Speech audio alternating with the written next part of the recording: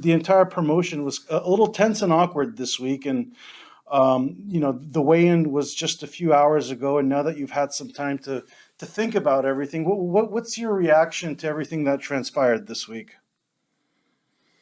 I know for a fact that Ryan is being advised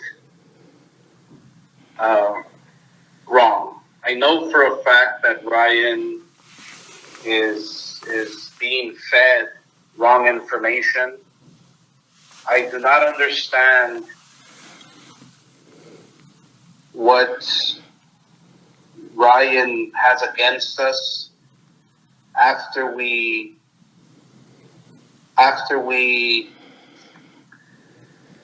told him not to take the Tank fight on their terms, and he went against our word. Meaning the rehydration clause, meaning he took a less percentage.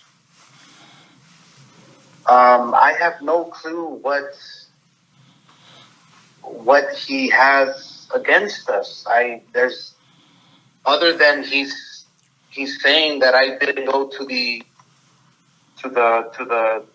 press conference after his fight against Tank. I just do not know what he has against us. He just made $30+ million, the biggest payday of his entire career. We built him from the bottom up. So I just do not understand what is going on, other than he has bad advice. He has too many whispers in his ear. Mm-hmm.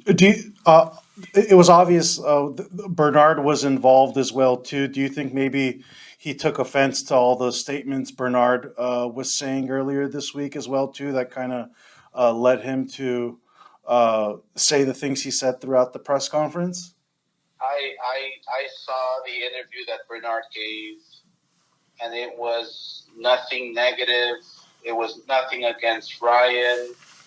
It was Bernard Hopkins speaking as a fighter, giving his opinion, and assessing the situation. Bernard has been there and done that before, so that's the advantage that all our fighters have. They have a promoter who has been a fighter himself, who has been there in that situation. So all Hopkins was doing is giving his opinion on how he feels. Nothing negative, nothing bad. It's mind-boggling. Mm-hmm. What's been the hardest part, I guess, navigating this ship since the Tank fight? There's been a lot of tense and turbulent times, but what's been the hardest part for you as a promoter and someone who's looking out for him and wanting to, just put the best fights forward for him as well too? Well, the hardest part has been being his promoter. That's been the hardest part, because he has so many people talking in his ear. I know how to build champions. I know how to make them money. I know what's best for them.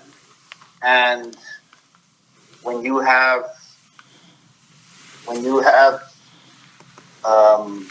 assistants, when you have advisors, when you have lawyers who are talking against us, it sometimes makes it impossible for us to do our job. Right. And every single fighter on the card,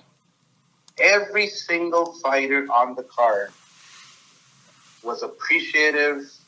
Thank you, Golden Boy. Thank you for the opportunity. Thank you for putting all this event together, because the fighter cannot put the whole event together. The fighter cannot negotiate pay-per-view terms. The fighter cannot negotiate arena terms, this, that.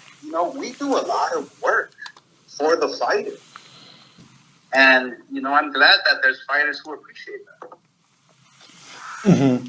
Oh, you've obviously you've had these battles before with other high profile fighters, Sure. namely Canelo. So this is not nothing new to you. But was it how awkward was it for you yesterday to just be a part of that and to experience that in front of a public forum?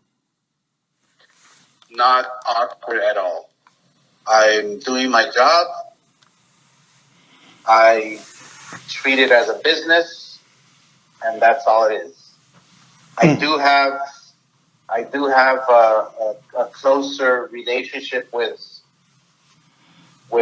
most of 99.9% of my roster at Golden Boy, which makes it very pleasant. But this is a business, and if you want me to treat it like a business, I will. And last one from me. If Ryan is listening to this before the fight, what would you like to tell him? I feel your pain. I feel your pain, and I'm in your corner. I appreciate the time, Oscar. Because Ryan, I'm sure, is going through a lot of emotions right now, and so I feel his pain because I've been there. I've been there many times. I never expressed it. I never told it to anybody, but I've been there many times over. So Ryan, I feel your pain, and I wish you all the best.